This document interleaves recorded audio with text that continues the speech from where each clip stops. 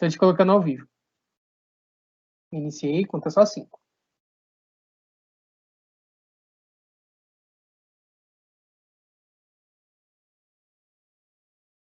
Boa noite!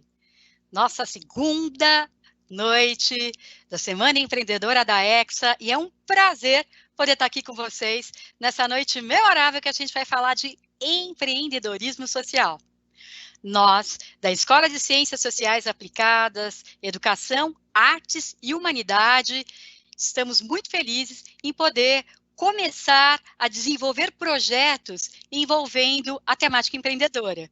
Então, eu sou a professora Maria do Carmo, sou líder do Núcleo de Empreendedorismo aqui na FMU FIANFAAN, e é um prazer imenso receber os nossos convidados da noite. Essa noite a gente está recebendo Renata Correia, Verônica Maranhão e a Raíssa do Sebrae. Dos nossos alunos, a gente acredita que é um grande prazer poder contribuir com esse conhecimento para o dia a dia dos nossos alunos. É para vocês que a gente fica pensando aqui como que nós desenvolvemos e fazemos acontecerem para melhorar o nosso dia a dia. E hoje nós temos também conosco os professores, coordenadores de curso e visitantes que estão vindo contribuir, colaborar, assistir essa noite empreendedora. Nessa terça-feira, falando de empreendedorismo social, a gente queria lembrar que ele é muito importante, porque ele ocupa uma parte do ecossistema de negócios. Responsabilidade social, desenvolvimento sustentável e o papel do cidadão. Quando se fala de empreendedorismo social, o foco do negócio está diretamente relacionado à solução de algum problema social. Alinhamento com as ODS, Objetivos de Desenvolvimento Sustentável, preocupação mundial com vários aspectos do desenvolvimento sustentável da humanidade. No mundo inteiro, globalmente, nós temos essa preocupação. Então, um comportamento empreendedor que possa fazer a diferença transforma você mesmo e transforma o nosso entorno. Transformar, transformação. Empreender é transformar. Gostaria de informar para os nossos alunos que no final do evento nós disponibilizaremos no chat o link para vocês creditarem as horas complementares e a certificação. Essa noite nós temos como mediadora a professora Beatriz Santana, que vai emprestar sua voz, o seu conhecimento, toda a experiência que ela tem para criar essa live com os nossos convidados da noite. Então, eu convido para ingressar, para dar o seu boa noite e para alegrar a nossa terça-feira, Beatriz Santana. A voz é sua, Beatriz.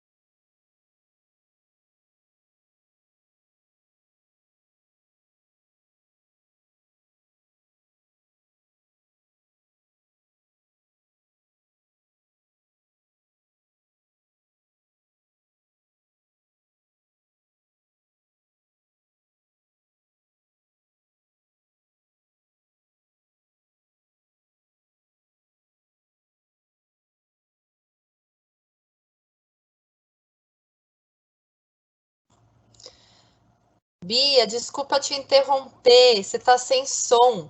Ativa seu som que deu algum probleminha. Ok, vamos retomar.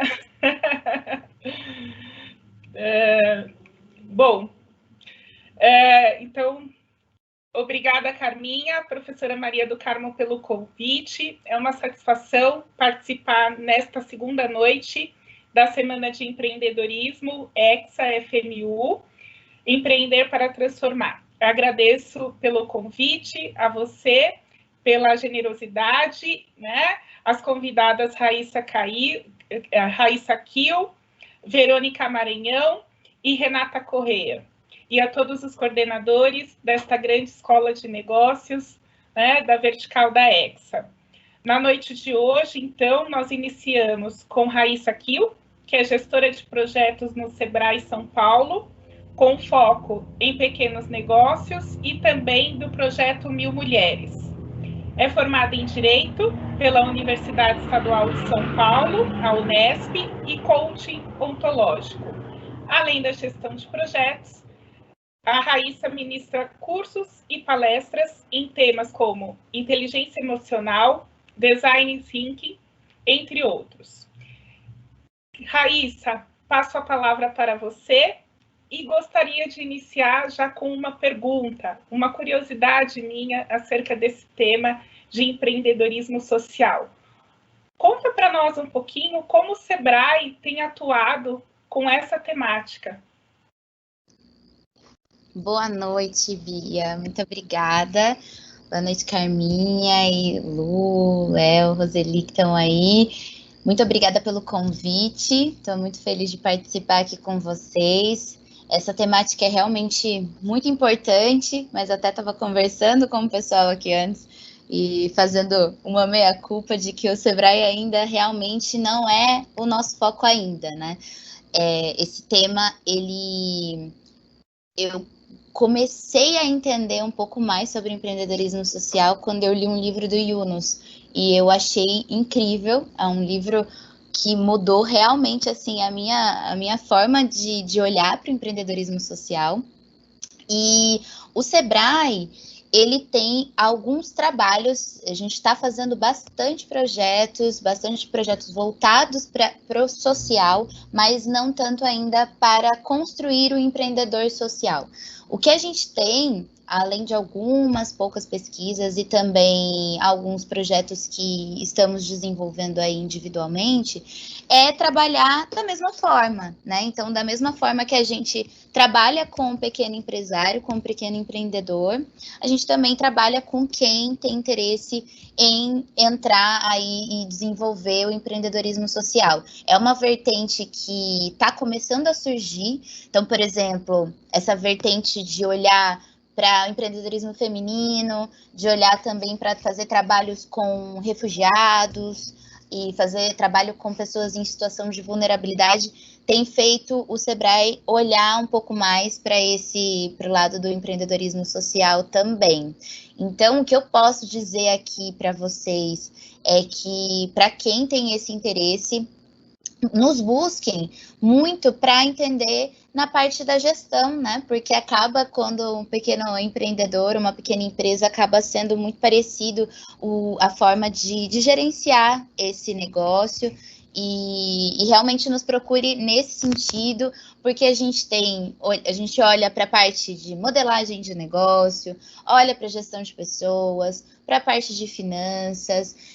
Pequenas empresas, elas também, por mais que elas tenham uma visão de lucro, né? Por mais que as pequenas empresas, elas tenham a necessidade de lucrar, muitas estão ali também, trabalham muito pelo lado social, né? Nós, pensando assim em dados, as pequenas empresas representam uma grande parcela de geradoras de emprego no nosso país. Então, é aproximado, não temos exatamente uma vertente para trabalhar exatamente o empreendedorismo social, mas a gente acredita que toda a estrutura do Sebrae pode auxiliar também na hora de estruturar a sua empresa, de pensar aí toda a parte de processos, a parte também de parte financeira, de como se manter ali financeiramente, na parte também de estruturar o modelo de negócio, né? Também a parte de legislação, que é um pouquinho diferente, mas a gente acaba também,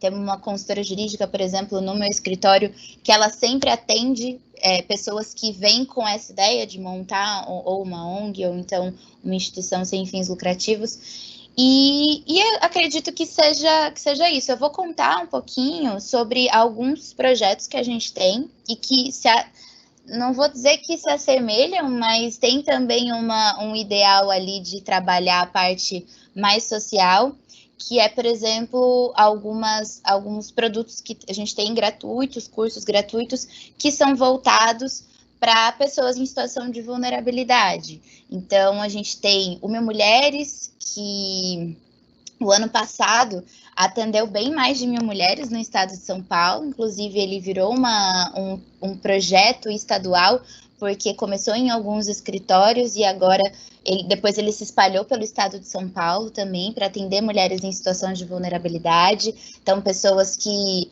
estavam realmente em situação de violência, por exemplo, em casa, mulheres que estavam sofrendo violência doméstica, ou então vulnerabilidade mesmo financeira, né, de não conseguir ali se reposicionar, ou por conta de maternidade, ou por desigualdade social mesmo. E foi muito bonito esse projeto, porque a gente fazia as ONGs que atendiam essas mulheres, elas eram as embaixadoras, né? Então, o Sebrae levava a parte da gestão, mas a gente percebeu também a importância de ter parcerias com ONGs que faziam essa ponte, porque as mulheres se sentiam muito acolhidas, né, nesses lugares, né? Então, o Sebrae ele vinha para fazer a capacitação na gestão, mas realmente quem fazia todo o trabalho de arregimentação, de conversar com essas mulheres, de ceder o espaço, porque elas se sentiam mais confortáveis nesses espaços de acolhimento, eram as ONGs, as nossas parceiras embaixadoras do projeto, né, dos projetos. E isso fez com que a gente começasse a abrir um pouco mais esse olhar do quanto é necessário estar sempre muito em contato. Isso também fez a gente fazer um movimento para refugiados. Então, só aqui no centro a gente já está trabalhando com duas ONGs também que atendem refugiados, e a gente percebe a importância que tem. Semana passada eu estava conversando com uma das pessoas que estava cuidando do projeto junto comigo, e elas falaram que a pandemia, por exemplo, trouxe um baita problema, né, para os refugiados que estavam aí desempregados, mas também conseguindo se virar de alguma forma. E que agora, com a pandemia, acho que triplicou o pedido de auxílio para Caritas, que no caso era a ONG que a gente está conversando, né, para fazer esse projeto.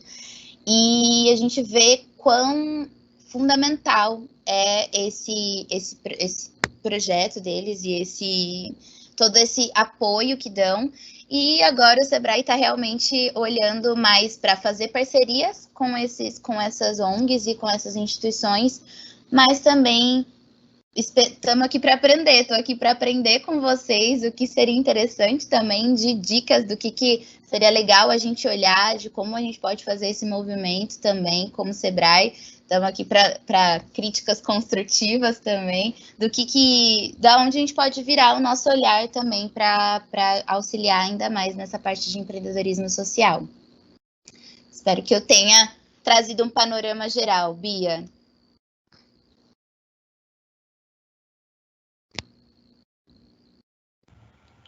Raíssa, dentro desse trabalho que você desenvolve com os projetos, você acrescenta alguma coisa da parte das temáticas que você trabalha em palestras? Como é que a inteligência emocional, design thinking e outras atividades que você tem colaboram para o desenvolvimento desse empreendedorismo social?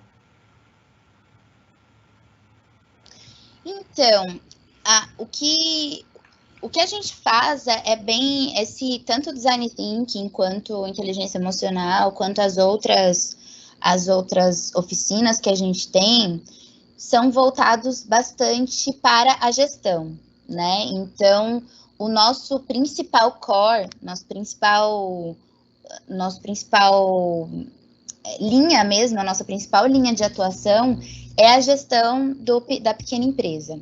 Claro que tanto o design thinking quanto a inteligência emocional são habilidades e são metodologias que podem ser aplicadas muito além também da pequena empresa, mas sempre tem uma dose ali, sempre a gente busca para trazer para o pequeno empresário, né? E isso também pode beneficiar o empresário, o empreendedor social, porque é bem geral, assim, a gente também trabalha com a parte mais genérica, né? A gente não foca tanto, não tem um foco só foco no financeiro, por exemplo. Então, vou dar o exemplo da inteligência emocional. Por que surgiu essa oficina?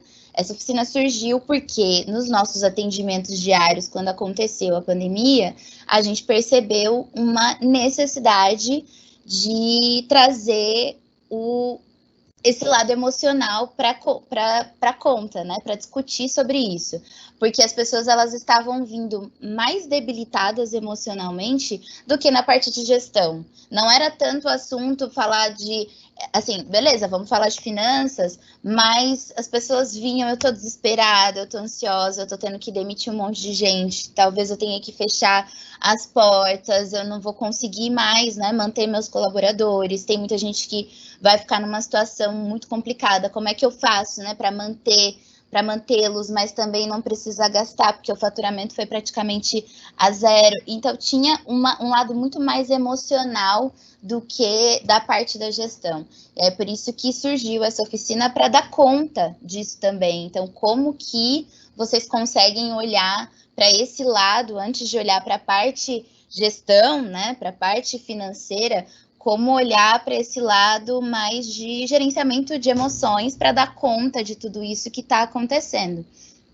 E realmente foi uma situação que acometeu todo mundo, né? Eu estava ouvindo algumas situações de que também pessoas que trabalham com empreendedorismo social, infelizmente também tiveram que baixar as portas, né? Que tiveram que encerrar as atividades, porque realmente não tinha como mais manter a estrutura e tudo mais. E também isso não é só um problema financeiro, né? Isso causa vários problemas nesse lado pessoal mesmo das pessoas. E assim, nessas oficinas tinha gente de tudo quanto é lado. Tinha gente que trabalhava com empreendedorismo social, mas também tinha gente de escolas, pessoas de restaurante, agências de turismo, todos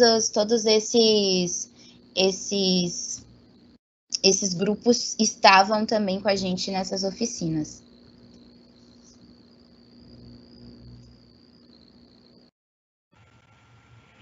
Professora Raíssa, muito obrigada pela sua participação.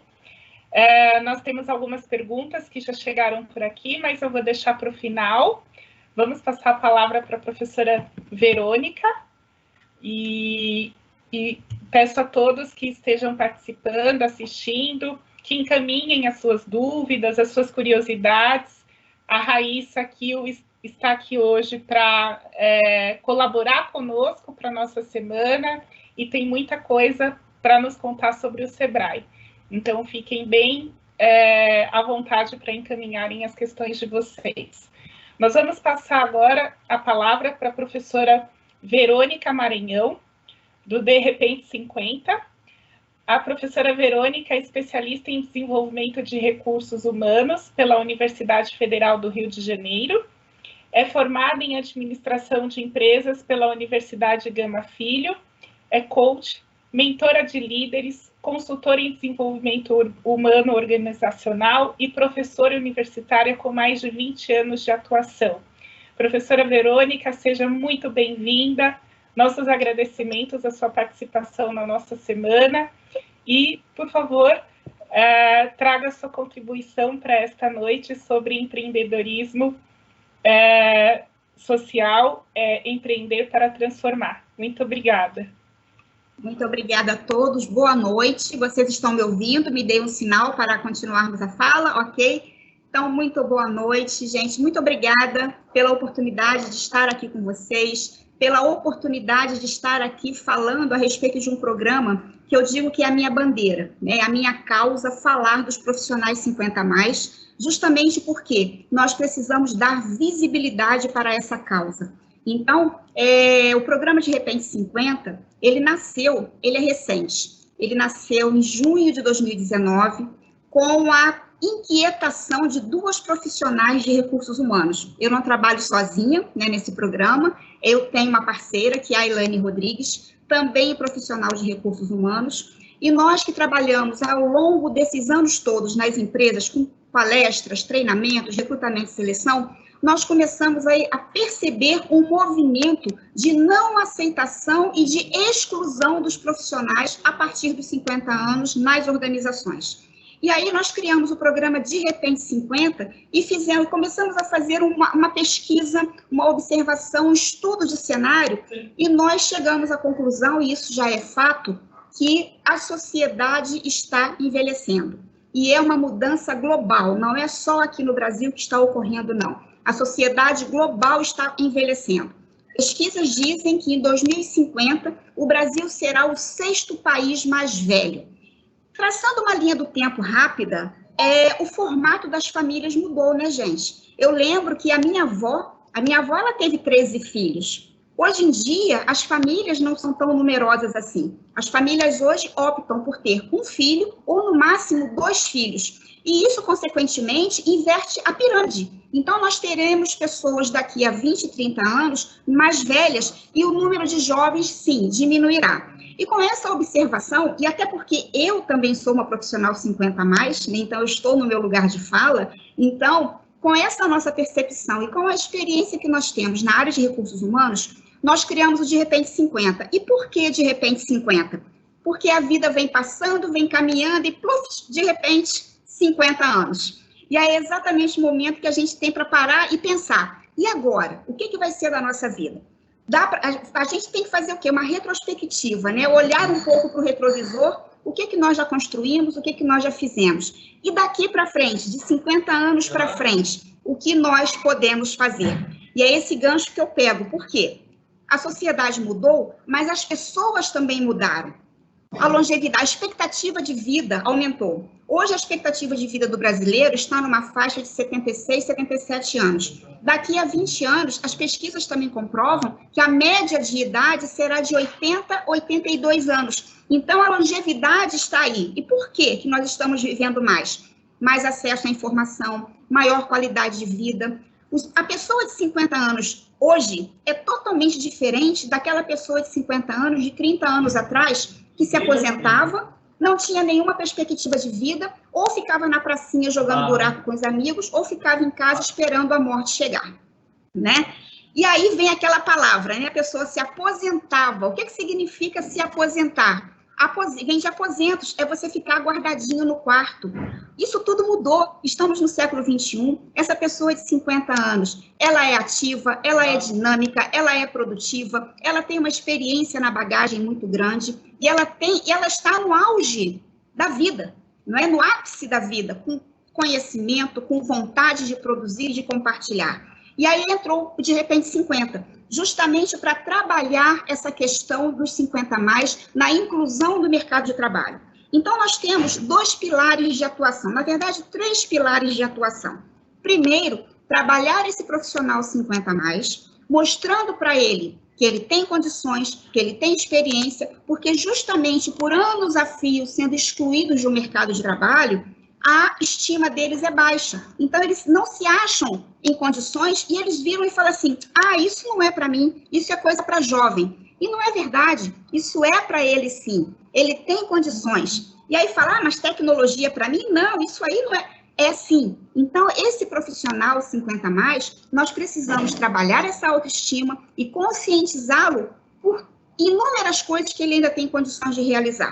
Então, nós temos o primeiro pilar, trabalhar a autoestima desse 50+, mostrando que ele tem totais condições de atuar numa sociedade, de contribuir e ser feliz, porque ele tem uma trajetória muito grande aí pela frente. O segundo pilar do programa de Repente 50 é trabalhar as empresas, Trabalhar as empresas para quê? Para quebrar paradigmas, para tirar rótulos, porque o que os diretores das empresas falavam para mim quando eu fazia e ainda faço levantamento de perfil de vagas?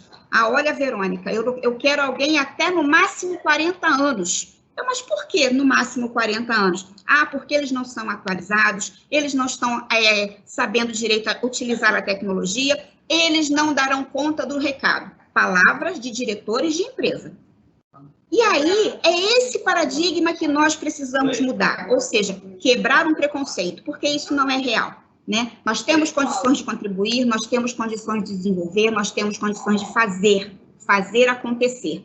E o terceiro pilar que nós temos do programa de Repente 50 é quebrar o paradigma do próprio profissional de RH. Aí eu falo dos meus colegas de RH, porque eles mesmos colocam. Certa vez eu fui fazer uma seleção e aí fui buscar uma indicação de um profissional, e aí uma colega minha virou e falou assim: Verônica, você tem alguém no seu banco de currículos? Eu falei, tem. Ela, olha, mas não me manda aqueles cinquentões, não. Então, o preconceito, ele parte do próprio profissional de RH. Então, nós precisamos modificar todo esse paradigma, esse mindset. Então, nós temos muito trabalho a fazer.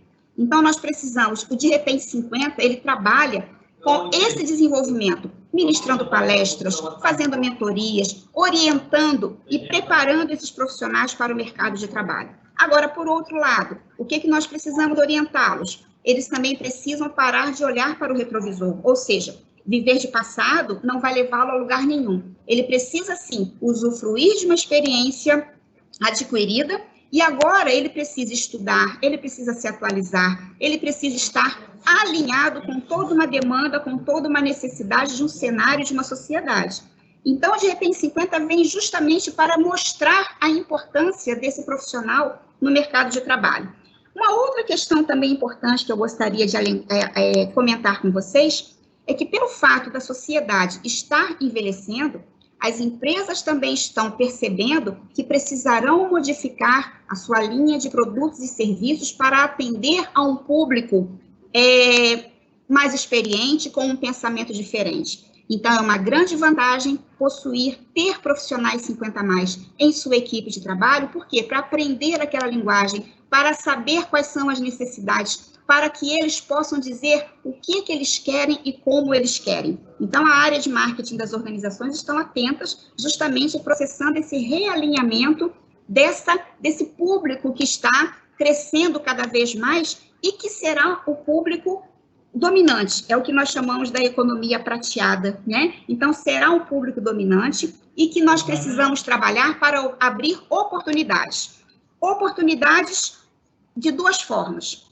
Existem aquelas pessoas que querem permanecer no mercado de trabalho, mas, no entanto, as empresas ainda não possuem muitas oportunidades. As vagas ainda são em pequena escala para profissional 50+. Então, muitos deles estão enveredando para o empreendedorismo. E aí nós temos os dois tipos de empreendedorismo. O empreendedorismo por propósito, que é aquela pessoa que cumpriu uma carreira, que agora reuniu um capital e abre um negócio, realizando um sonho, um objetivo antigo.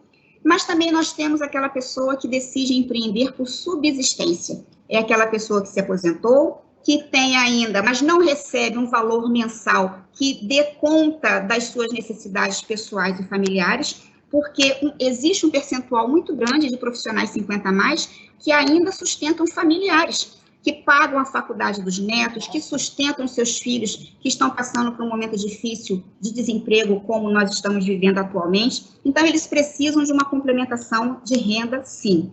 E aí, eles precisam se manter no mercado de trabalho. Como não existe vaga, o emprego formal está cada vez mais escasso, eles então partem para empreender. Quando a gente fala em empreender, não necessariamente um grande negócio, um negócio de menor porte, mas que ele possa ter uma renda complementar e, às vezes, até conseguir um êxito, um sucesso, para que ele possa fazer disso a sua renda principal. Então, muitas pessoas nos procuram para buscar orientações acerca do passo a passo para o empreendedorismo, quais as ações, uma elaboração de um plano de negócios, uma mentoria, um coaching, um alinhamento do serviço, do setor que eles desejam atuar. Então, o De Repente 50, ele veio para contribuir com a inclusão desses profissionais, né, nesse cenário tão mutável e nessa sociedade que está cada vez mais crescente e envelhecendo. Então, esse momento de estarmos aqui é um momento muito importante para darmos voz a esses profissionais 50+, para ganharmos visibilidade e para mostrar que nós temos muito a contribuir e muito a fazer, não é? Então, essa era a minha contribuição com vocês. Eu estou aqui aberta a perguntas e muito obrigada por participar e estar com vocês aqui.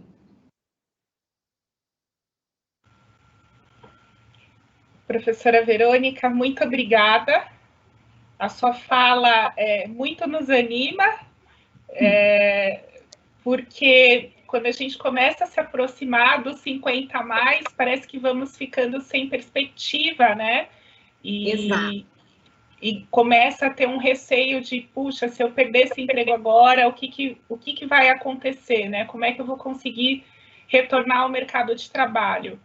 E você traz uma perspectiva muito positiva. Muito obrigada. Uma satisfação. Deixa eu só fazer uma complementação, Bia, rapidamente, que você falou uma questão interessante da perspectiva. Eu trago uma fala de Abílio Diniz, que ele hoje está com 80 anos, mas ele disse que ele começou a preparar os 80 anos dele quando ele tinha 29.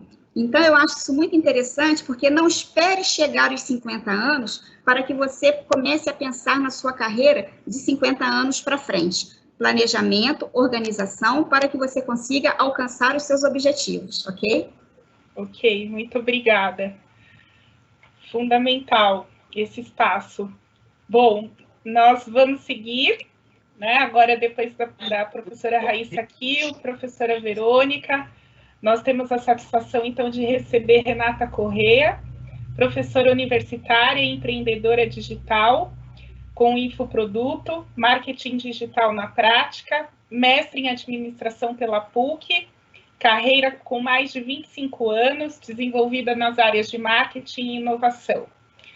Em empresas como a BN, Banco Real, Santander, atuou na gestão das áreas de comunicação e marketing. Na CEAGESP, coordenou o Banco de Alimentos da área de sustentabilidade, onde recebeu o prêmio de Benchmarking Brasil pelas boas práticas em sua gestão. Especialista em marketing digital, membro do Núcleo de Estudos do Futuro na PUC, com publicações nacionais e internacionais, voluntária na ONG Amigos do Bem há mais de 20 anos. Professora Renata, seja muito bem-vinda. É uma satisfação recebê-la e ouvi-la agora neste momento. Fique à vontade. Obrigada. Obrigada a todos. Para mim é uma honra estar aqui, compartilhar aí um pouco da nossa experiência da ONG Amigos do Bem, onde vamos falar da realidade do Nordeste, todo esse trabalho que a gente faz há mais de 27 anos para erradicar a fome e a pobreza no sertão nordestino. Então, a gente vai começar com um vídeo que já vai ilustrar um pouco do nosso trabalho, tá bom? Obrigada. Até daqui a pouco.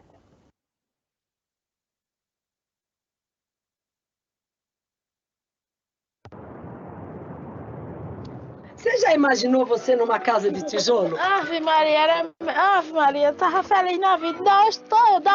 Sou feliz, mas se fosse assim de tijolo, era mais feliz ainda. Eu não tenho tudo que quero, mas amo tudo que tenho. Então, no momento que eu tenho, é isso aqui. E estou fazendo também o que eu posso. Às vezes eu fico imaginando que tem pessoas que acham que a pessoa, para viver bem, precisa ter tudo na vida. Não, a gente tendo um pouco. De tudo um pouquinho, e o mais que a gente deve ter. Amor ao próximo, amor a Deus, agradecer pela vida que a gente tem, porque tem pessoas que constroem tudo e não podem desfrutar de nada. Se ela pudesse pedir uma coisa a Deus, o que seria? Água. Tudo começou no Natal de 1993, quando um grupo de amigos, liderado por Alcione de Albanese, fez a sua primeira viagem ao sertão nordestino, levando alimentos, roupas, brinquedos, cadeiras de roda e, acima de tudo, o amor. Buscando a transformação de vidas, em 2005 nasce a primeira Cidade do Bem. 4 cidades já foram construídas com completa infraestrutura. Outros projetos foram desenvolvidos para gerar renda e autossustentabilidade. Os amigos do bem acreditam que todo ser humano é capaz de se desenvolver, desde que lhe sejam oferecidas condições favoráveis.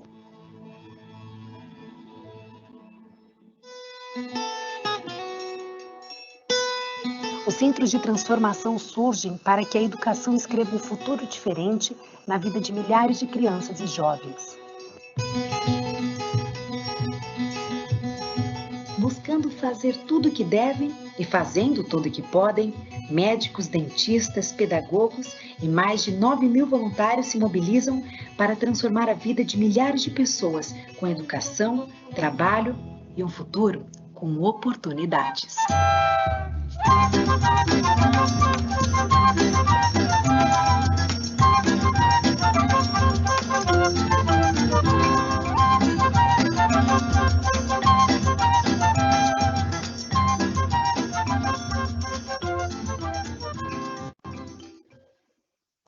Eu vou apresentar aqui o slide, deixa eu compartilhar aqui para a gente começar a falar da ONG Amigos do Bem. Só um instante, estou compartilhando aqui.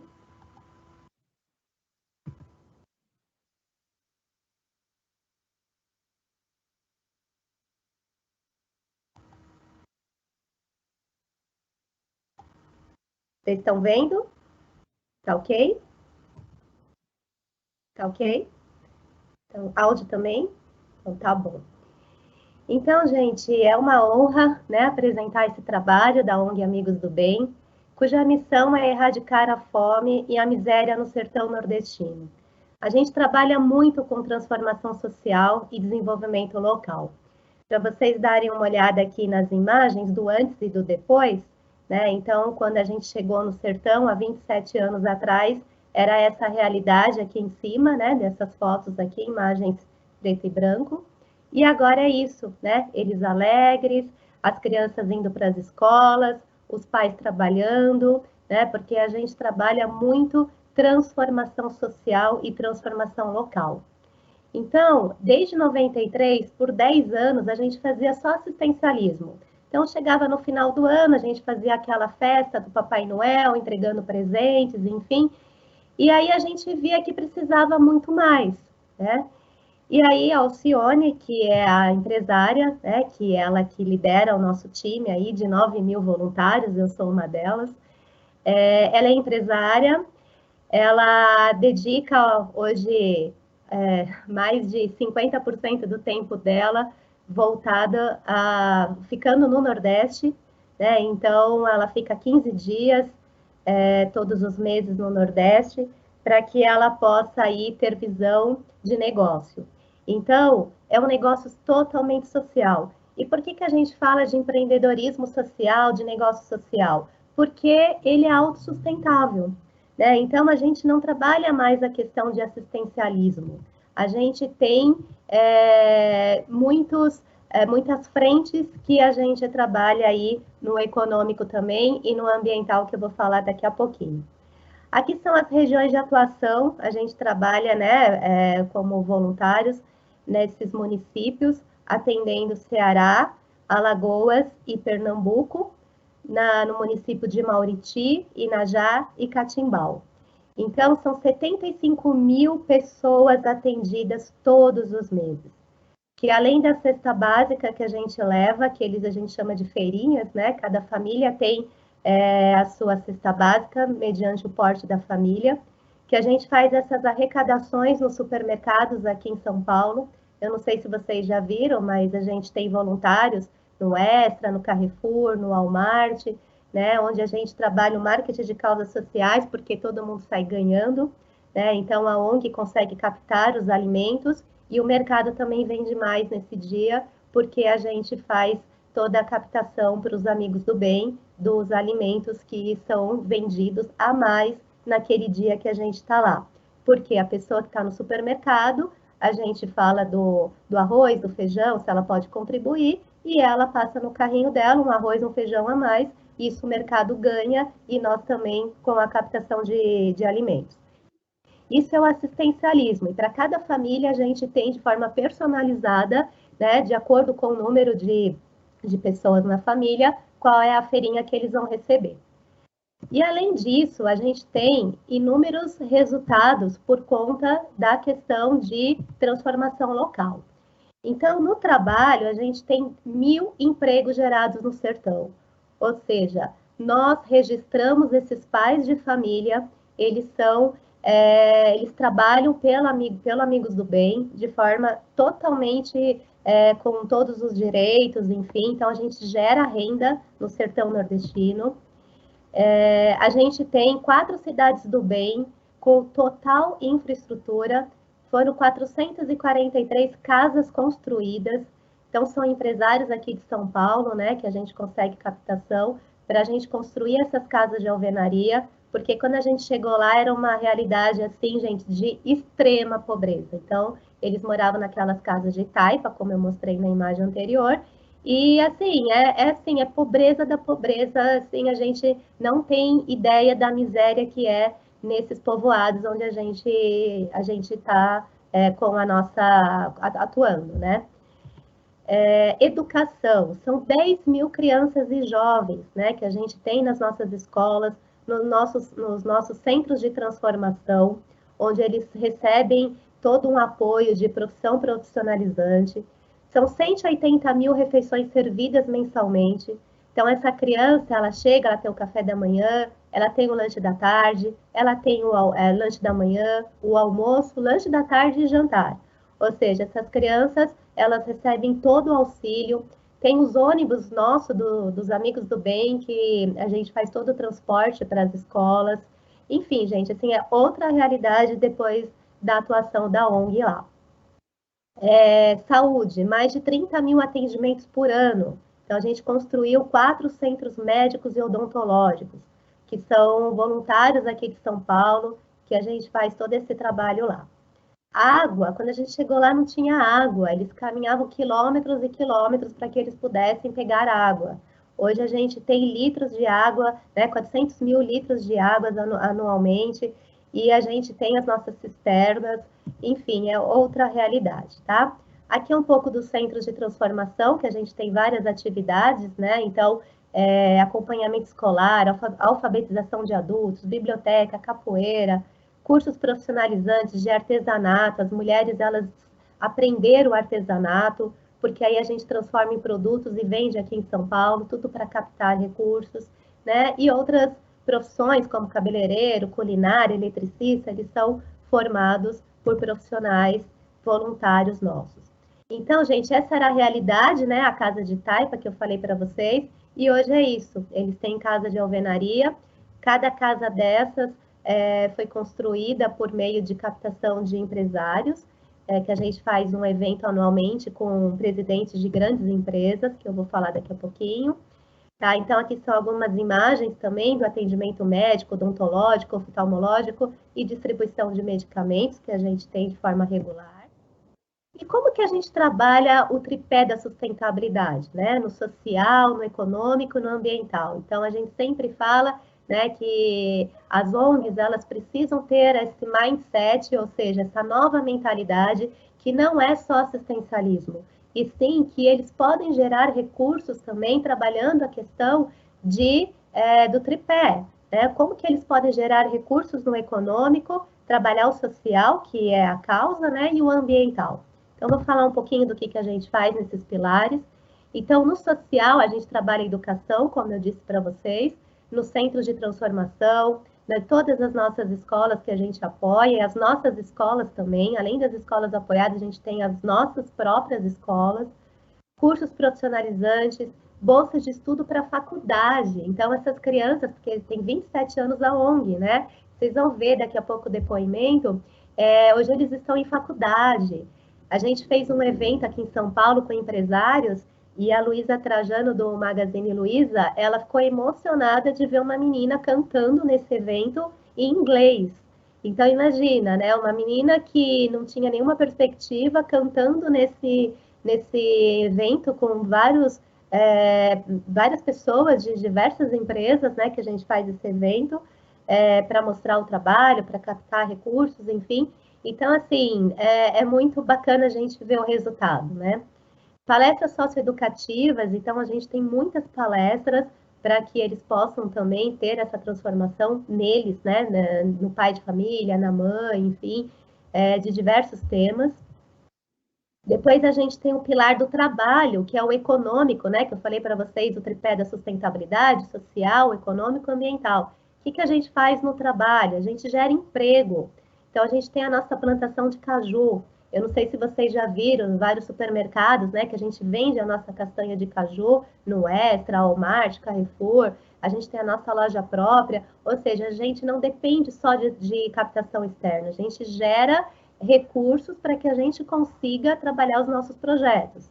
Então, tem a fábrica de castanha, tem a fábrica de mel e doces, tem a oficina de costura e artesanato, tem a plantação e fábrica de pimenta, distribuição de mudas de caju. Então, tudo isso gera resultados para a ONG, né? Então, ou seja, é uma forma de a gente trabalhar todo o empreendedorismo social para que a gente consiga aí ter captação nossa de recursos.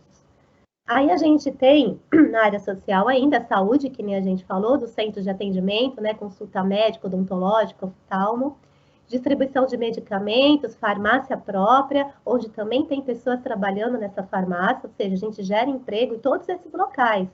Tá? Então, na plantação de caju são pessoas de lá, fábrica de mel são pessoas de lá, fábrica de pimenta, ou seja, são as próprias pessoas desses povoados que a gente atende, que trabalham nesses locais, e aí a gente vende esses produtos aqui em São Paulo.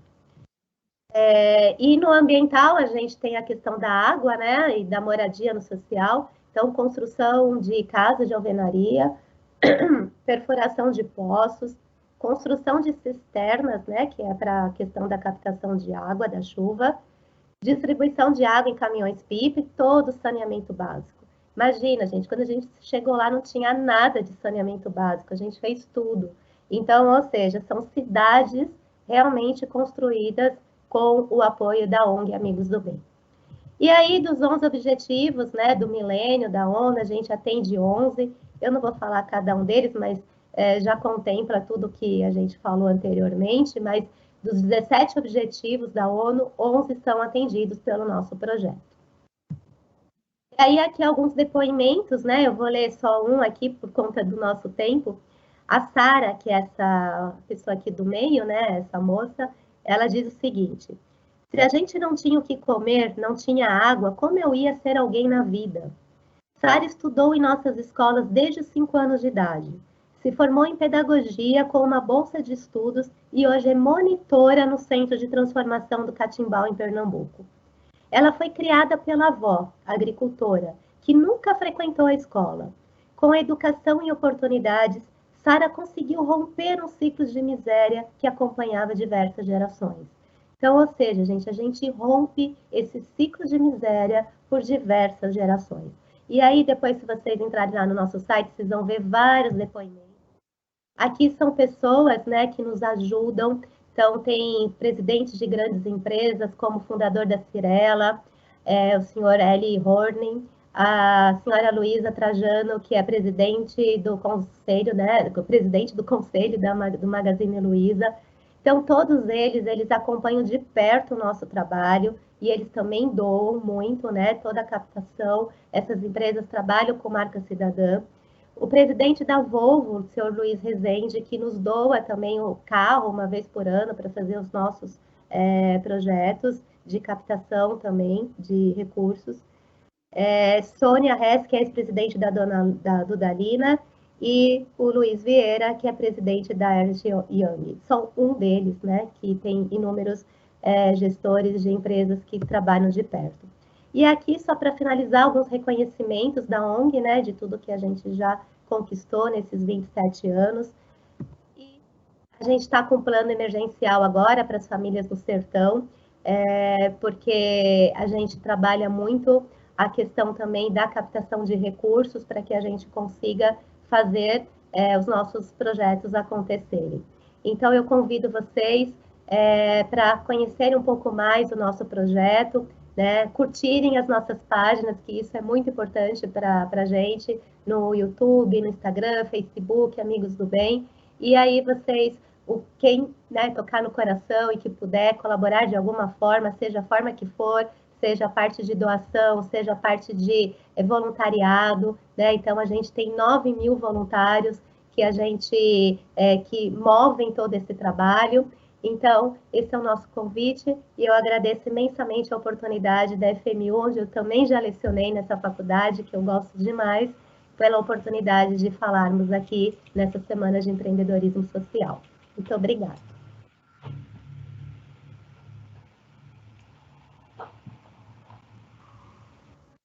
Professora Renata Correia, muito obrigada pela sua participação. Uma satisfação recebê-la novamente nesta casa e com esse projeto tão bonito que é o projeto do Amigos do Bem. Muito obrigada, foi uma satisfação ouvi-la.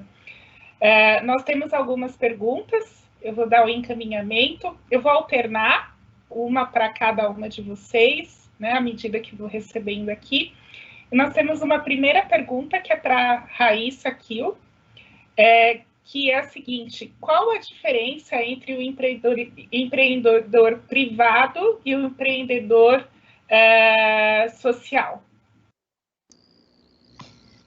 Bom, basicamente, a diferença entre o empreendedorismo social e o empreendedorismo privado é o objetivo, né? Enquanto o empreendedorismo privado, ele tem como objetivo o lucro da empresa, e isso também gerando empregos e tudo mais, mas o grande objetivo é ganhar novos clientes e aumentar faturamento e ter lucro. O empreendedorismo social, ele tem como objetivo a construção de uma sociedade melhor, né, vamos dizer assim, dependendo da faixa e do nicho que ele opera. Então, privilegia-se o humano em relação ao dinheiro, né? No empreendedorismo privado, não que o dinheiro é privilegiado, mas o grande objetivo realmente é lucrar. Se você perguntar para todos os empresários aí que estão com, por exemplo, ou uma lanchonete, ou um bar, um restaurante, ou um salão de beleza, por mais que tenha o caráter social dessa empresa de contratar pessoas e de gerar emprego, de trabalhar a economia, né, de gerar capital e a economia girar, realmente o objetivo é que o lucro venha para aquele que desenvolveu aquela empresa.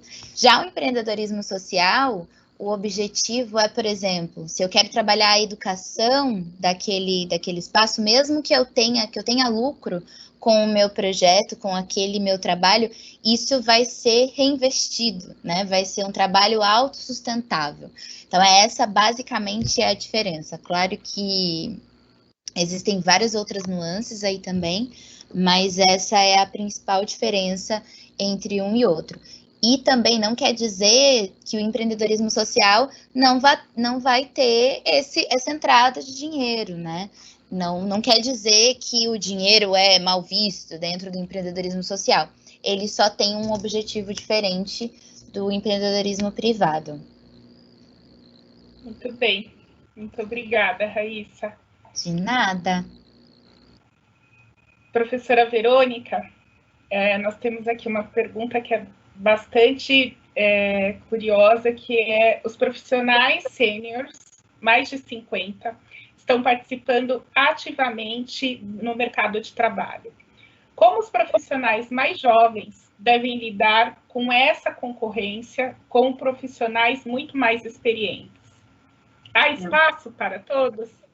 Sim, é uma excelente pergunta. E uma questão que eu defendo é a questão da intergeracionalidade, ou seja, são as gerações que se completam, né? Porque nós temos os millennials, que são os jovens, e nós, 50 mais, somos os perennials, não é?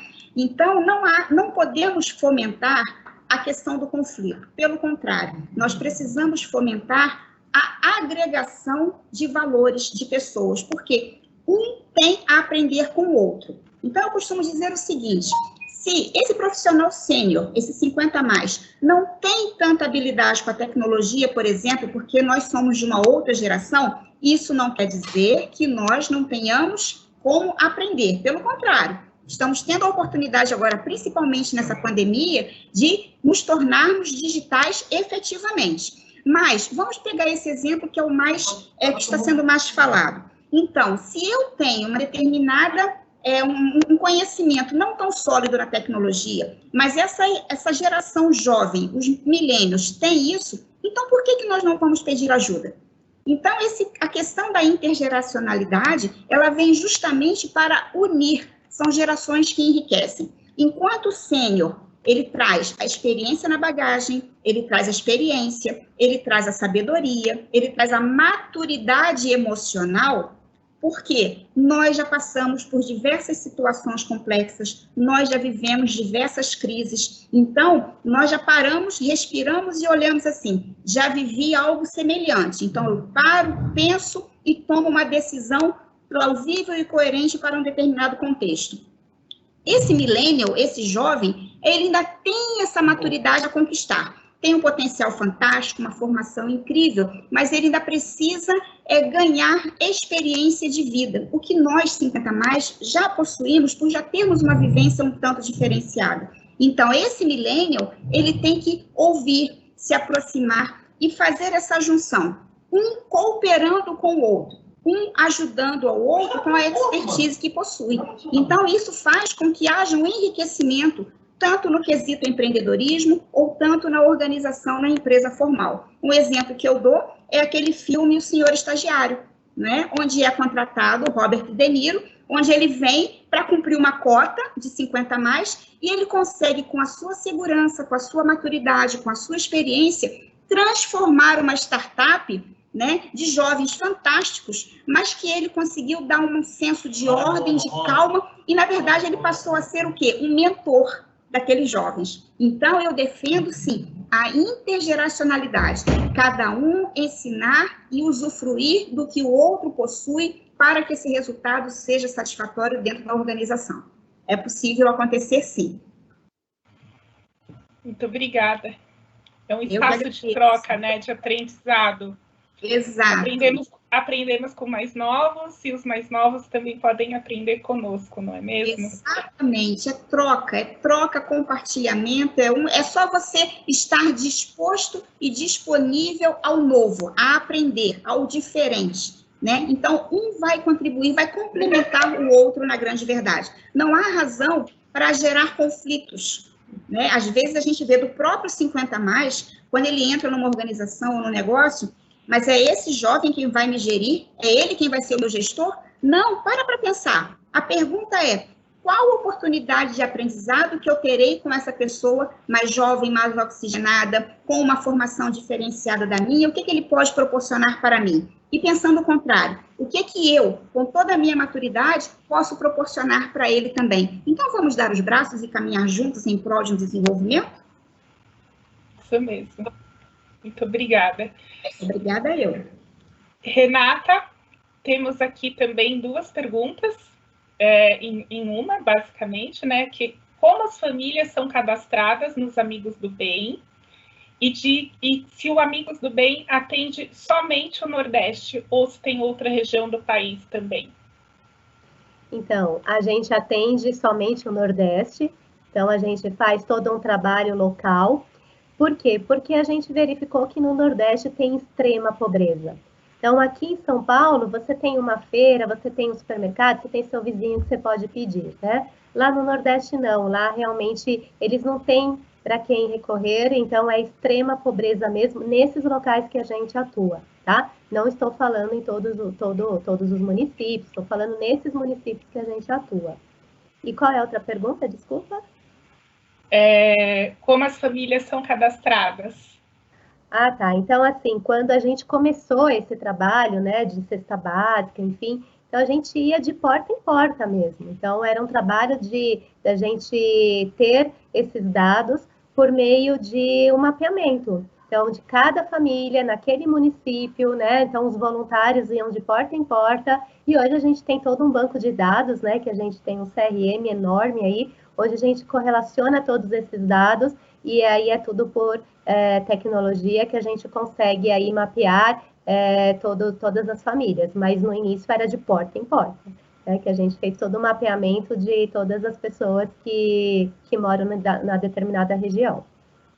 Muito bem, muito obrigada. Obrigada. eu tenho uma pergunta aqui que eu acho que todas vocês podem contribuir um pouco, então primeiro eu vou dar um encaminhamento para a professora Verônica.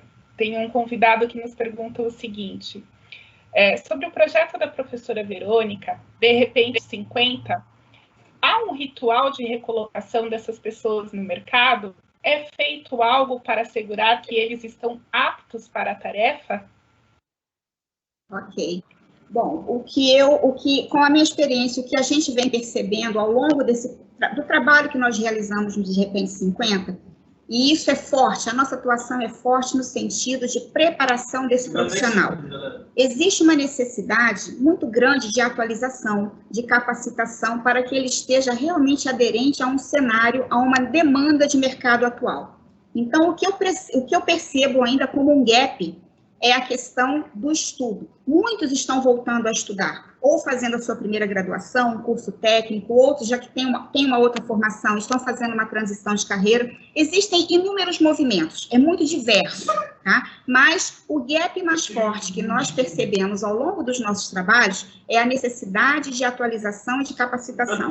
Então, a sugestão, a orientação que nós costumamos dar é buscar uma atualização. Se ele já tem uma carreira, se ele já tem uma profissão, se ele já tem uma formação, é importante que ele busque atualização. Por quê? As ferramentas e as metodologias utilizadas anos atrás não necessariamente serão as mesmas. Então, esse profissional, ele não pode continuar atuando olhando para o retrovisor. Se ele continuar olhando para o retrovisor, ou seja, para um passado de sucesso dele, inclusive, ele não conseguirá ser um profissional empregável, ele terá dificuldades. Então, é importante que ele veja o cenário que ele está, busque atualização, estude, busque os novos ferramentais que estão sendo utilizados dentro da área de atuação dele, para que ele seja um profissional competitivo junto aos demais. Eu trago um exemplo prático, que ontem mesmo eu fiz um processo de mentoria com um profissional 50+, com uma formação fenomenal, excelente. Então, nós simplesmente estamos trabalhando uma atualização curricular, fazendo uma adequação de um LinkedIn, porque o LinkedIn é uma ferramenta hoje fundamental para que você esteja presente, isso independente de idade, mas o profissional 50+ precisa penetrar nessas redes sociais para que ele tenha uma visibilidade maior. Então, nós damos todas essas orientações para que ele se torne empregável no mercado de trabalho. Respondi a pergunta dele? Foi esse o caminho?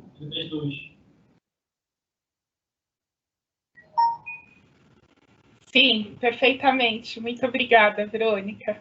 Obrigada. Agora, eu gostaria que vocês três pudessem comentar um pouquinho sobre essa questão, que é como o empreendedorismo social pode melhorar o posicionamento da empresa. Tem exemplos de que, de fato, a empresa melhora suas vendas? Para quem nunca fez, como começar?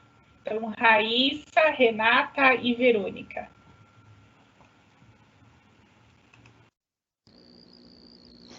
Posso começar?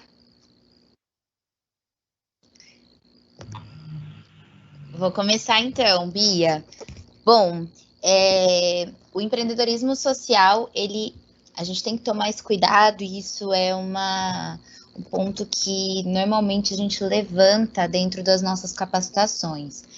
Porque como é um objetivo e como realmente o foco não é lucro, mas sim a melhora, né, no ambiente, a melhora numa comunidade, ou a melhora na parte da sustentabilidade, sempre a gente fala que se for a proposta de valor da empresa, aí é válido investir nisso, porque fazer alguma coisa única e exclusivamente para aumentar a venda, né, é você se utilizar de um objetivo para aumentar o faturamento.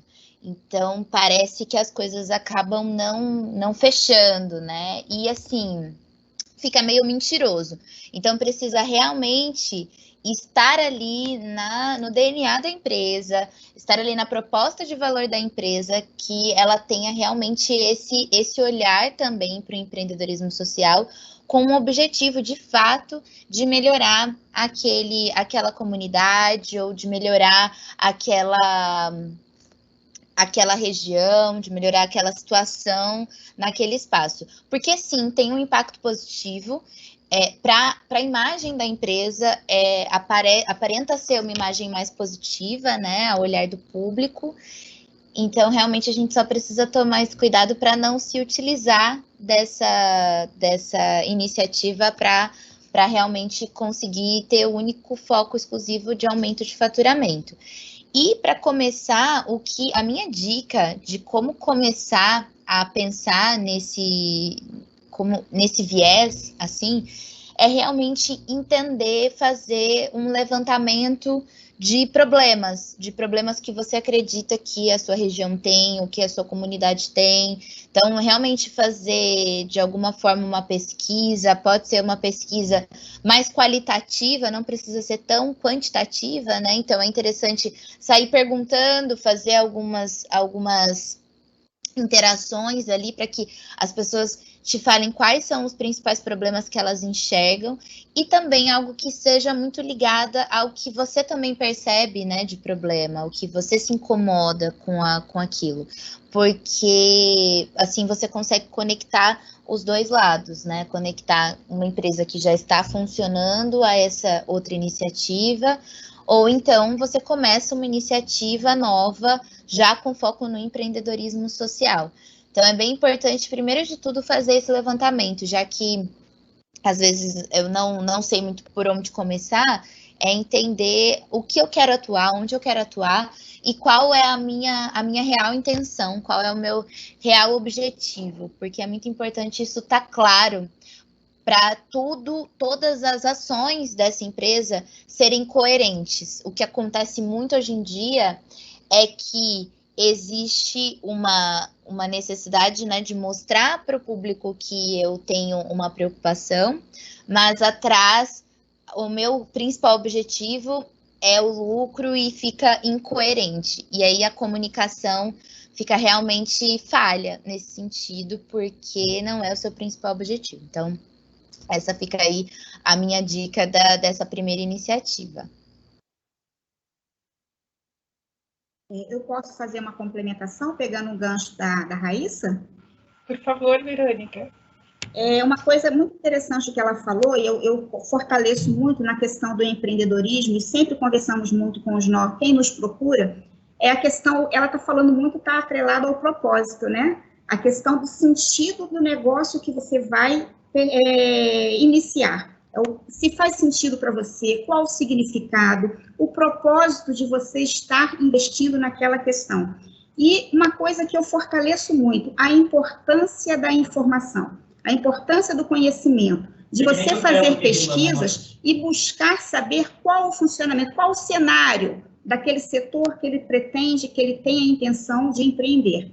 Muitas das vezes as pessoas têm o capital, mas também não busca tanta informação, não conhece, então isso há um desgaste muito grande, um desgaste tanto pessoal quanto financeiro, porque há a perda do investimento também. Então, eu considero também muito importante a questão de buscar a informação, de ter o conhecimento da área de atuação, para que ele possa ir com mais firmeza, buscar ajuda, né? Pesquisar, fazer realmente esse levantamento, como ela colocou, para que ele entre no negócio forte, né, e consiga realizar aquele seu objetivo de uma forma sólida e sustentável.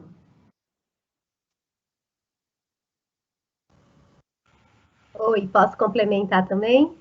Por favor, Renata. Então, eu ia falar também exatamente o que a Verônica falou da questão do propósito. É importante você ter esse posicionamento inicial, né, que é a essência da sua empresa, o porquê que você realmente está movendo aquela causa. E também, para contribuir, eu gosto muito do marketing de causas sociais. Por quê? Porque os dois saem ganhando, né? Então, quando a gente fala de empreendedorismo, a gente trabalha muito essas duas frentes. Vou dar um exemplo, né, nosso lá no supermercado. Quando a gente começou a fazer esse trabalho de arrecadação, de alimentos, enfim, a gente batia de porta em porta. Então, você imagina nós, voluntários, nas ruas de São Paulo, batendo de porta em porta para pedir alimentos. Então, isso não é sustentável, porque a gente ficava no calor, na chuva, né, ficava batendo na porta, incomodando as pessoas. E aí a gente teve um insight de pedir ajuda no Walmart, né? Foi onde tudo começou. E aí o trabalho foi de argumentação, onde os dois saem ganhando. Então eu gosto muito dessa questão do win-win-win, que os dois saem ganhando. Porque o Walmart abriu uma loja para a gente fazer um teste, né? Pedindo naquele dia, né? No supermercado, os alimentos, falando dos amigos do bem, enfim. E aí ele viu que em um dia, num domingo, ele arrecadou 8 toneladas. Então são 8.000 quilos só em uma unidade do Walmart. Hoje a gente consegue em torno de 200 toneladas, porque é um dia, um sábado ou um domingo, né? A cada 2 meses, mais ou menos, que a gente faz arrecadações. E são 200 toneladas indo para o Nordeste todos os meses. Então, são 200.000 quilos de alimentos. E isso, o que acontece? Fortalece também o mercado, porque ele vende mais, a gente consegue captação de recursos, e os dois saem ganhando, e as pessoas do Nordeste recebem também o auxílio. Então, trabalhar, quando a gente fala de empreendedorismo, é sempre olhar assim, não é somente eu. Então, parcerias, que nem a Verônica falou, então, trabalhar muito com a questão de stakeholders, né, todos os públicos envolvidos em parceria, que aí eu acredito bastante que o negócio, o projeto, enfim, ele se torna sustentável. Contribuição. Muito obrigada. Raíssa, temos mais uma questão para você. E aí, por conta do tempo, infelizmente, depois da sua fala, eu vou direcionar mais uma para vocês três, e aí terminamos a noite, tá bom? Como você vê, Raíssa, a posição dos empresários em relação à responsabilidade social interna?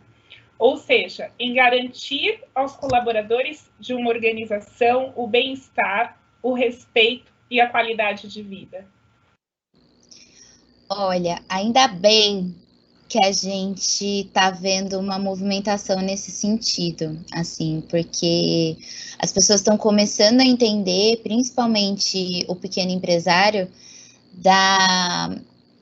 da importância que eles têm na vida dos colaboradores deles, né? Não só da importância, mas de como para muitos pequenos empresários, principalmente, aquele salário, ou então aquele auxílio, ou só de oferecer, de fazer uma força para oferecer um plano de saúde, ou então algum outro benefício ali dentro, como isso propicia para aquele colaborador e para a família dele um aumento nessa qualidade de vida, né? Então, a gente fala muito isso dentro dos nossos cursos, de como é importante esses pequenos empresários entenderem o papel deles social para os colaboradores. E eu gosto sempre de pontuar, porque às vezes fica parecendo, né, que a pessoa que tem o foco no lucro, ela acaba sendo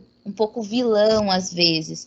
Mas eu gosto de pontuar que as pequenas empresas, elas têm um papel fundamental na economia do país para realmente dar condições para que pessoas que estão ou em vulnerabilidade social, financeira, enfim, para que elas tenham um salário por mês, né? E ali o pequeno empresário também está ralando para conseguir tirar o prolabore dele.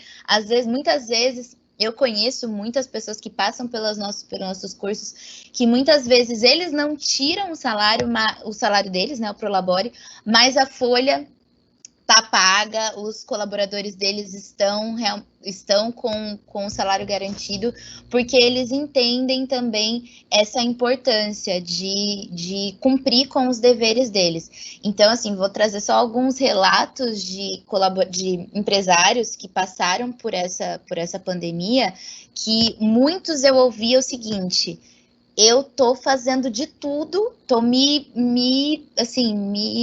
desdobrando para pelo menos conseguir garantir que os meus colaboradores tenham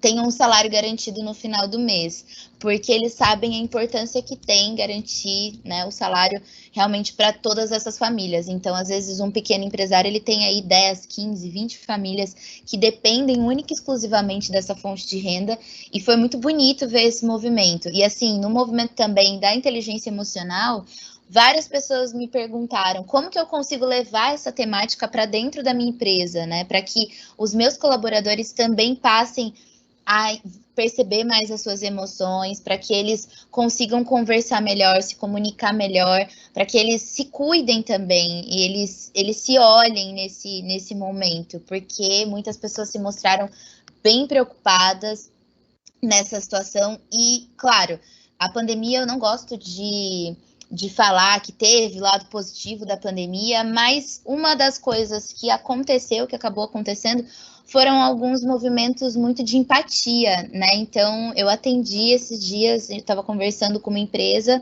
que elas atuam na parte de nutricionistas. Então, são nutricionistas recém-formados e elas fizeram um trabalho muito bonito de conversar com todas as pessoas que são parceiros delas, são esses nutricionistas recém-formados, porque eles recebem um fixo e também recebem por comissão. E foi conversar com todos eles, os 43, para falar o seguinte, ó, o que a gente dá conta de pagar para vocês nesse momento é isso. Como que a gente consegue se organizar melhor? E aí elas falaram que entre eles se organizaram porque algumas pessoas que precisavam menos cederam um valor para aqueles que precisavam mais. E aí dentro desse ambiente eles conseguiram mostrar ali, desenvolver ali um ambiente extremamente empático, onde pessoas que não precisavam, né, ajudar o outro, não tinha essa necessidade, mas que se prontificaram a falar, bom, eu não preciso receber tudo isso porque eu ainda moro com os meus pais, então meu custo não é tão alto quanto você, que já tem filhos e tudo mais, então pode ficar com esse valor para você. E fizeram esse movimento. Muitas empresas fizeram essa movimentação nesse momento, conseguiram entender melhor a sua vulnerabilidade e mostrar isso para os colaboradores também. Então, está acontecendo, é um movimento que ainda tá baixinho, não é todo mundo que pensa, não é todo mundo que enxerga dessa forma, mas eu percebo, assim, que está acontecendo um movimento de olhar mais para o bem-estar, para a garantia de condições básicas, né, para esse colaborador. Deixa eu só contar só uma história rapidinho. Uma vez eu atendi um empresário e eles pegaram uma das meninas comendo eles tinham uma barraquinha de churros e uma das funcionárias estava comendo churros, né? E aí quando foram perguntar para ela, e sem contar, perguntar para ela o que estava acontecendo, ela falou que ela estava passando fome, que ela não tinha condições de pagar aluguel, ela não tinha dinheiro para comer. E aí foi muito interessante que a gente chegou nesse lugar, né, de, poxa, olha para onde você tem que olhar, não é simplesmente olhar para a produtividade dessa pessoa, para se ela atrasou ou não, mas ir um pouco além, para entender se essa pessoa está precisando de outras condições ali básicas, para que ela consiga vir trabalhar e exercer a função dela, né, de fato, não depende só da vontade, da motivação, mas sim que é uma pessoa que ela estava passando necessidade física, que ninguém deveria passar por isso, né? Então, realmente foi um lugar bacana da gente poder discutir sobre essa responsabilidade da empresa, e nós, como Sebrae, a gente sempre tenta puxar também essa responsabilidade social para dentro dos pequenos empresários.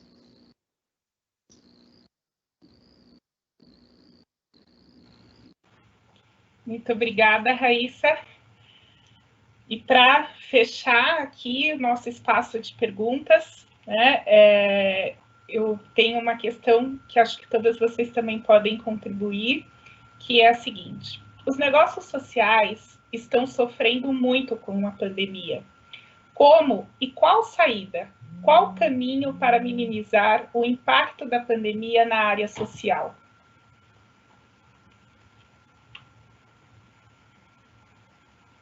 Fiquem à vontade para responder, Verônica, Renata ou Raíssa. Bom, eu posso dar uma pequena contribuição? Eu digo o seguinte, o grande ganho, né, do profissional sênior, do profissional 50+, é a experiência, né, é a sabedoria. Então, assim, estamos vivendo um momento complexo, uma pandemia, uma situação sem precedentes, que nós não temos ainda todas as respostas, não sabemos ainda um direcionamento concreto. No entanto, para poder mitigar, para poder melhorar essa questão, o profissional 50+, ele tem, como que eu vou dizer, ele tem uma vantagem competitiva, digamos assim, né, um diferencial, justamente pela experiência que ele possui, a maturidade, por ele já ter vivido diversas situações de crise. Então, para poder ajudar, encontrar soluções, ter calma para poder resolver as situações e buscar pessoas competentes para auxiliar, para formar parcerias, para buscar os recursos. Essa pessoa, o sênior, ele tem uma condição um tanto quanto de privilegiada, que eu eu tenho certeza disso, que ele vai contribuir muito nesse processo de levantar a economia, melhorar as ações sociais, promover aberturas de novos negócios, promover o aumento dessa empregabilidade, justamente pela experiência e pela essa visão mais ampla que as pessoas com dessa faixa etária têm condições de oferecer. Seria essa minha pequena contribuição. Eu também penso no que a própria Raíssa falou, da questão de cocriação, da economia criativa, economia colaborativa. Então, é o momento que nós estamos agora, que foi que ela falou, a nutricionista, quem precisa mais, quem precisa menos. Então, é onde a gente está se mobilizando nesse momento de pandemia, nas parcerias, né? E isso se torna o quê? Uma economia criativa. E eu também dou como exemplo, que eu gosto muito, que são as plataformas de financiamento coletivo, como o crowdfunding, né? Então, é a famosa vaquinha, onde todo mundo ajuda. Aí você cadastra o seu projeto nessas plataformas, né, de financiamento coletivo, e várias pessoas, como se fossem investidores na sua ideia, no seu projeto, para que você consiga tirar do papel a sua causa, a sua ideia, enfim, de empreendedorismo, né? Então, eu dou como dica isso, e acredito que a partir de agora, principalmente neste momento que estamos vivendo, isso tem realmente se fortalecido, né? Está muito aquecido, onde que as pessoas estão se ajudando, que foi o próprio exemplo que a Raíssa falou do Sebrae, né? E é onde a gente estuda que realmente essas parcerias realmente têm contribuído muito para a nossa economia de forma colaborativa, né, com cocriação e trabalhando a economia circular, tá bom? Uma contribuição aí. Eu tô totalmente de acordo com o que a Renata e a Verônica colocaram aqui. Realmente, acredito que a gente chegou num momento onde não temos que ter medo de mostrar as nossas vulnerabilidades, né? Então, a gente viu vários exemplos de empresas, de ONGs, de instituições que foram lá e mostraram, a gente só aguenta mais 3 meses, a gente só aguenta mais 1 mês. Se você, de alguma forma, já se beneficiou do nosso serviço, dos nossos produtos, se você gosta da gente, se você gosta do que a gente faz, está alinhado ao nosso propósito, vamos ajudar, né? Porque às vezes só precisa ser falado, né? Ninguém vai, de repente, surgir ali e falar assim, vim aqui te ajudar, vim aqui colaborar com você. Mas colocar, expor essa vulnerabilidade e falar assim, e aí, gente, o que vocês podem fazer aqui pela gente, depois o que a gente pode fazer por vocês. Então, tá rodando muito, assim, a gente recebeu esses dias, há um tempo atrás, o caso de um senhor que fazia camisa, não sei se vocês viram esse vídeo, mas ele fazia camisa à mão, ele é um alfaiate, assim, que camisas muito boas e tudo mais, e aí uma pessoa foi lá e ele disse que ele ia encerrar porque ele não estava dando conta, né, de continuar com o trabalho. E essa pessoa fez um post que viralizou E todo mundo começou indo lá pedir uma camisa para ele. Ele teve, inclusive, que falar, gente, não tem mais condições de atender todo mundo. Mas as pessoas realmente se mobilizaram para ajudar aquela pessoa. Então, não é feio, né, pedir ajuda, não é feio contar com a colaboração de outras pessoas. Realmente, eu acredito que esse é o principal movimento. Claro, de pensar também outras formas de se posicionar, remodelagem de negócio, inclusive de parte de empreendedorismo social também, remodelar, olhar para outra necessidade. Várias empresas estão fazendo isso, né? Eu ouvi esses dias o caso de uma empresa que vendia ingressos, e aí, com a pandemia, não tem mais evento, não tinha mais ingresso para vender. Então, eles remodelaram o negócio deles e passaram de 10 funcionários para 70, porque eles entenderam uma nova necessidade do mercado e conseguiram fazer uma adaptação. Então, adaptabilidade e vulnerabilidade, expor a vulnerabilidade, eu acredito que sejam as duas palavrinhas aí essenciais para conseguir passar por esse momento de crise.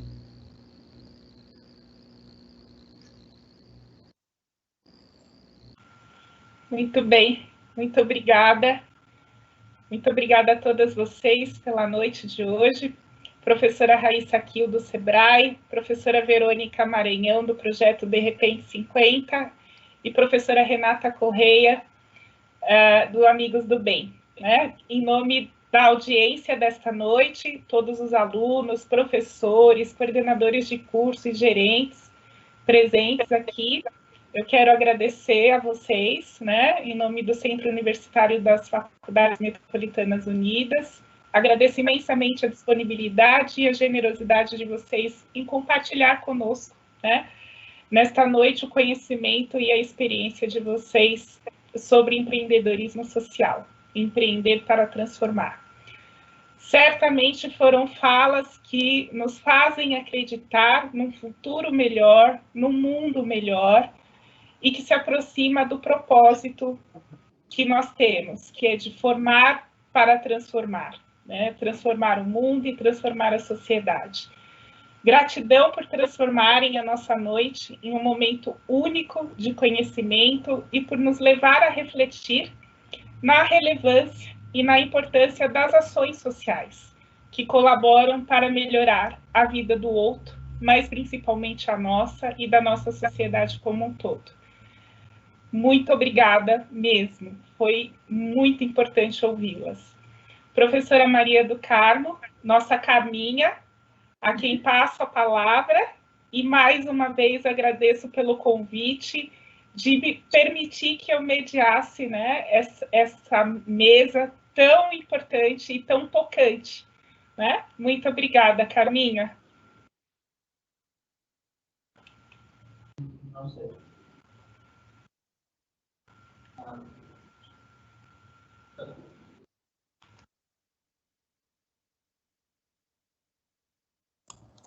Carminha, você está sem áudio.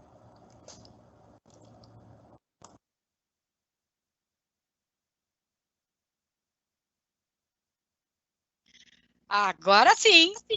Aí com sim. Áudio. Bora lá.